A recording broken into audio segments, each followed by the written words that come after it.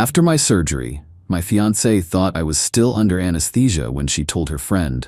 The doctor said no heavy lifting for 8 weeks. I'm stuck taking care of him when I could be with James. Her friend asked, "Why not leave?" She said, "His parents are adding me to their will next month." I recovered quickly, called my parents that night, and had her things moved to storage. It's been 3 days and she's still waiting in the hospital parking lot. 4 days ago, my life was completely different. 4 days ago, I, 37M, was engaged to Rachel, 32F, excitedly planning our wedding set for next spring. 4 days ago, I thought I knew who I was spending my life with. Funny how quickly things change when the mask slips, isn't it? I guess I should start from the beginning. I've had chronic back problems for years, herniated discs, sciatica, the works. All those college football injuries finally caught up with me. After exhausting every non-surgical option, my neurosurgeon recommended a spinal fusion. Not exactly how I planned to spend my summer, but the promise of less pain made it worth it. Rachel and I have been together for 4 years, engaged for 1. She's always been supportive of my health issues, at least outwardly. She'd rub my back during flare-ups, drive me to appointments when the pain meds made it unsafe for me to drive, and never complained about our occasionally limited activities. At least, that's what I thought. Surgery day arrived. Rachel drove me to the hospital at 5:30 a.m., held my hand as they prepped me, and was the last face I saw before the anesthesia kicked in. Standard procedure, they told me, would be about 4 hours. I'd spend a few hours in recovery, then move to a regular room for observation overnight. The surgery itself went well. The surgeon later told me they found more extensive damage than the MRI had shown, but they were able to address everything. I was lucky, he said. The procedure finished around noon, and I was wheeled into recovery. Here's where it gets interesting. I've always had a weird reaction to anesthesia.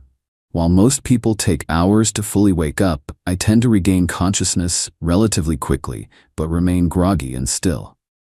The medical staff is usually surprised by how alert I am so soon after surgery, even though I'm still physically relaxed. This peculiarity has never been particularly noteworthy until now. I became aware of my surroundings in the recovery room maybe 30 to 45 minutes after surgery.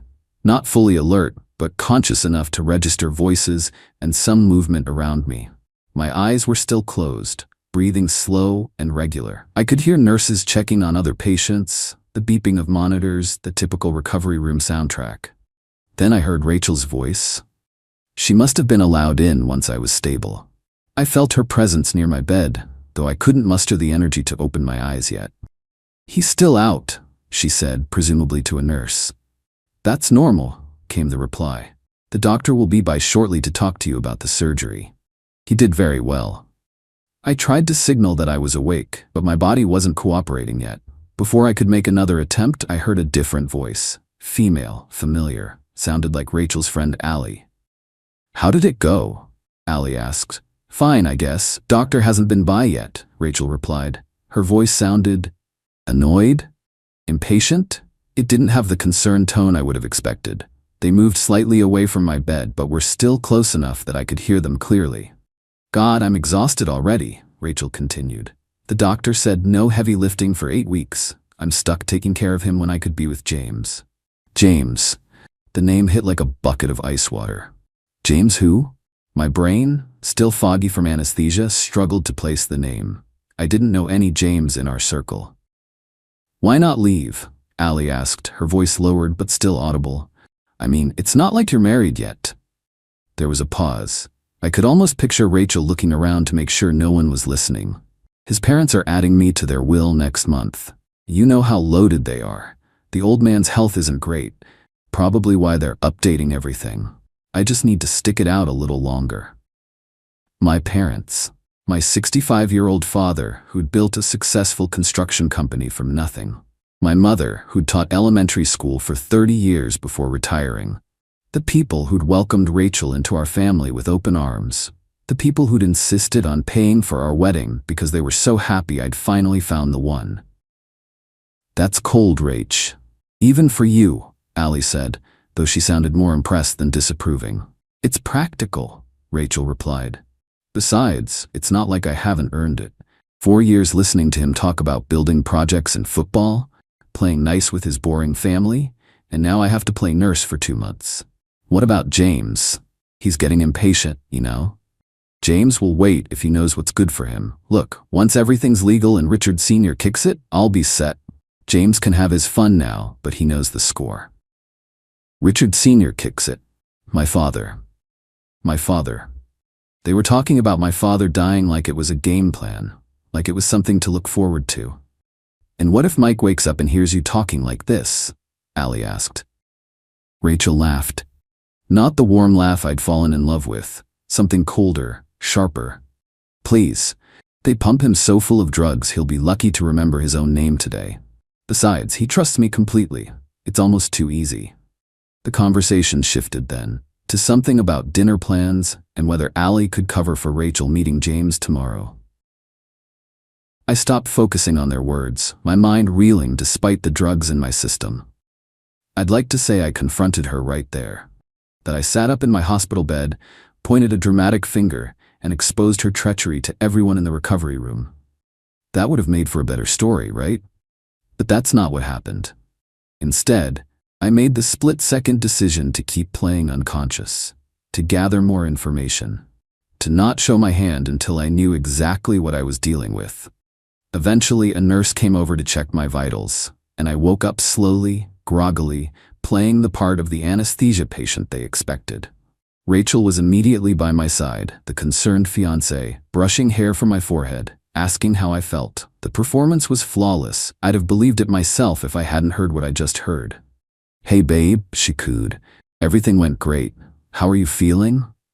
Tired, I mumbled, which wasn't entirely an act. I was exhausted, though more from emotional shock than the surgery. That's normal, she said, squeezing my hand. I'm right here. I'll take good care of you. I almost laughed. Almost. The next few hours passed in a blur of doctor visits, nurse checks, and Rachel's constant attentiveness. Allie had left, but promised to check in tomorrow with a meaningful look at Rachel. I was moved to a regular room around 4 p.m., where I was told I'd stay overnight for observation. Rachel stayed until about 8 p.m., playing the devoted fiancé perfectly. She adjusted my pillows, asked appropriate questions when the nurses came in, and even had the nerve to call my parents to update them. Hearing her sweet voice tell my mother not to worry, that she'd take perfect care of your boy, made me physically nauseous. Or maybe that was the pain medication.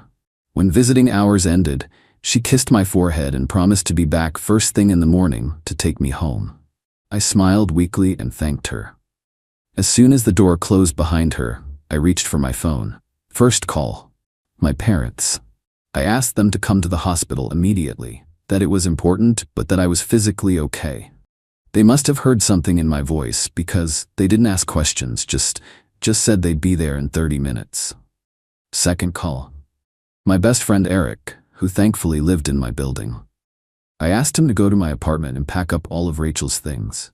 Everything. He didn't understand, but he agreed. Third call. A locksmith.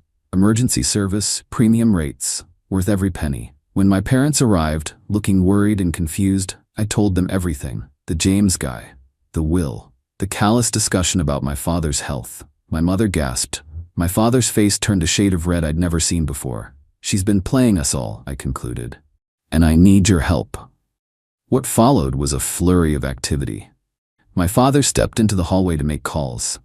My mother sat by my bed, alternating between soothing me and expressing creative ways she'd like to see Rachel suffer. For a former elementary school teacher, she has a surprisingly vivid imagination. Here's what we put together that night. 1. Eric and 2 of his gym buddies packed up every single item belonging to Rachel in my apartment. Clothes, toiletries, books, electronics, everything. They loaded it all into a storage unit my father arranged for. 2. The locksmith arrived at my apartment at 11 p.m. to change all the locks. 3. My father called his attorney, yes, at 10 p.m., their golfing buddies, to ensure Rachel's name was removed from any documentation related to their estate planning. 4. My mother called Rachel's parents. This was my idea, actually. They deserved to know what kind of person their daughter was. They were horrified and embarrassed, which confirmed my suspicion that they had no idea about her scheme. 5. I texted Rachel, "Change of plans. My parents are taking me home tomorrow. Don't come to the hospital in the morning." Her reply was immediate. "Don't be silly, babe. I've already arranged to take the day off. I'll be there at 9. I didn't respond. The next morning, my parents arrived at 7:30 a.m. with a wheelchair and discharge papers already processed. The hospital staff, seeing my father's determination and my mother's "don't mess with me" smile, expedited everything. By 8:15 a.m., I was in their car, heading to their house instead of my apartment. At 9:07 a.m., Rachel called. I didn't answer. She texted. I didn't respond. By 10 a.m., she'd called 12 times and sent 23 increasingly frantic texts. "Where are you? The nurse said you were discharged already. Are you okay? Please answer me." "Your parents aren't answering either. What's going on?" "Mike, you're scaring me." That last one almost made me laugh. I wasn't scaring her. The potential loss of her meal ticket was scaring her. Around noon, Eric called to tell me Rachel was at my apartment, pounding on the door. The new locks, of course, meant her key didn't work. He watched through his peephole as she tried calling me again, then sat down in the hallway, apparently planning to wait me out. She waited there for 6 hours. 6 hours. Eventually, the building manager asked her to leave, at which point she apparently had a mini meltdown, crying about how her fiancé was missing after surgery and she was worried sick. The manager, who had been briefed by my father, amazing how persuasive my dad can be when motivated, politely but firmly escorted her out. Where did she go next? The hospital. According to a nurse friend who texted me, Rachel showed up at the recovery ward insisting there had been a mistake, that I couldn't have been discharged yet. When shown the paperwork, she demanded to know who had picked me up. Privacy policies being what they are, they couldn't tell her, and so she went to the parking lot to wait and wait and wait. It's been 3 days. 3 days. According to hospital security, yes, they're now involved, she's been spending her days in the parking lot, occasionally coming in to ask if I've been readmitted, then returning to her vigilance when told no. Meanwhile, I've been recovering at my parents' house. The comfort of knowing I'm surrounded by people who genuinely care about me has probably been as therapeutic as the surgery itself. My back actually feels better than it has in years, despite the surgical pain. Yesterday, my father's attorney sent Rachel a formal letter. It outlined exactly what we knew, including time-stamped transcripts of her conversation in the recovery room. A bit of a bluff, but an effective one. It made clear that any attempt to contact me or my family would result in a restraining order. It informed her that her belongings had been placed in a storage unit, paid for 1 month, and provided the access information. The letter concluded with a personal note from me. "Rachel, by the time you read this, you'll have wasted days looking for me in all the wrong places. Just like I wasted years looking for love with all the wrong person. The difference is, I've learned my lesson." Have you? The keys to the storage unit are taped to the back of this letter. Consider them the keys to your new life, one that doesn't include me, my family, or their will. Please give my regards to James. According to the attorney, the letter was delivered to Rachel this morning, as she sat in her car in the hospital parking lot. The report from the courier said she opened it, read it, and simply put her head on the steering wheel. She hasn't tried to contact me directly since receiving the letter, though she did call my parents once. They didn't answer. I'm still processing everything. The betrayal, the calculated nature of her deception, the fact that I was days away from marrying someone who saw me as nothing more than a stepping stone to wealth.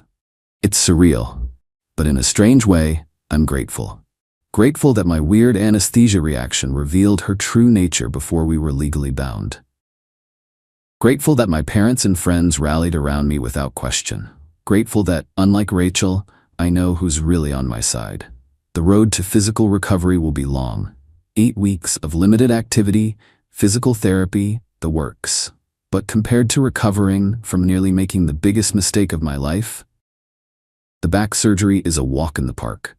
As for Rachel, last I heard, she finally left the hospital parking lot. The storage unit manager confirmed she came by to collect her things. She'll land on her feet, I'm sure. People like Rachel always do. Maybe James will be her next mark. Or maybe, just maybe, she'll take this opportunity to reflect on the kind of person she's become. But somehow, I doubt it. Update. Thanks for all the support and advice. For those asking for updates. Yes, I'm doing well physically. The surgery was successful, and though recovery is slow, I'm already experiencing less nerve pain than before. No, I haven't heard directly from Rachel since everything went down. Her social media has gone mysteriously quiet, though mutual friends report she's telling people I had a psychotic break after surgery and abandoned her. Classic. James, whoever he is, remains a mystery. I have no interest in tracking him down or confronting him. For all I know, he might be another victim of her manipulation. My parents are doing fine. They're more angry than hurt at this point. They've also added extra security to their estate planning, just in case Rachel wasn't working alone. For those suggesting I pursue legal action, there's really nothing to sue over. Being a gold digger isn't illegal, unfortunately. Besides, the clean break is worth more to me than any monetary compensation. To the person who asked if I'm open to dating again, ask me in a year.